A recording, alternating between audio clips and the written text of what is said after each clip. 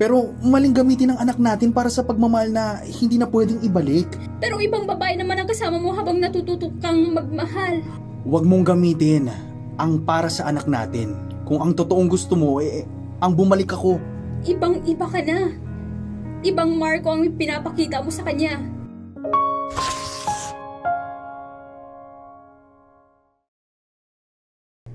Marco, sandali. Sandali lang, please. Pwede ba tayong mag-usap? Rina naman? Tungkol na naman ba to sa atin? Akala ko ba malinaw na? Alam kong malinaw. Pero may mga bagay pa rin na kahit malinaw, masakit pa rin sa akin. Rina, alam mo naman na hindi kita gustong saktan. Pero hindi rin kita pwedeng paasahin. Hindi ko naman hinihingi na balikan mo ko. Gusto ko lang naman malaman, wala ba talagang kahit kapiraso ng puwang para sa anak natin? Rina, huwag mong gamitin ang para sa anak natin. Kung ang totoong gusto mo, ang bumalik ako na para sa sarili mo lang. Oo, Marco! Gusto ko pa rin.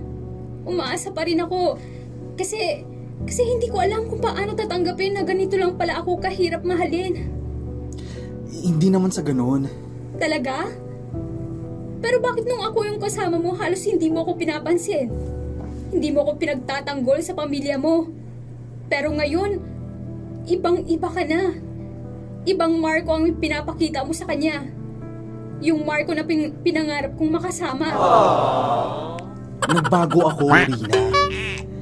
Kasi natutunan ko kung paano magmahal talaga ng totoo at buo. At sorry kung hindi ikaw ang kasama ko sa pagbabagong yun. Kaya nga ang sakit eh. Kasi ako yung kasama mong nasaktan. Pero ibang babae naman ang kasama mo habang natututo kang magmahal. Papanakit tong script ah.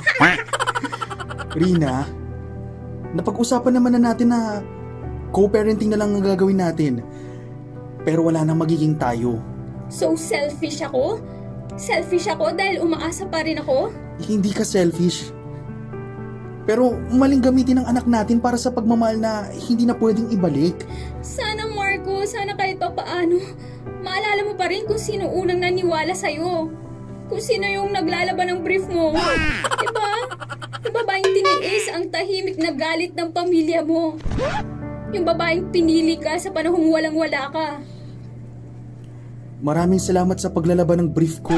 Pero hindi kita malilimutan, Rina. Pero hindi ko na rin kasi kayang lokohin ang sarili ko. At lalong hindi na ikaw. Mula ngayon, pinapalaya na kita. Friend na lang tayo, okay? Wala ngayong wala. Kinantaban mo. Hindi naman araw ng kalayaan ngayon. Diba? Pinalaya bigla. Diba?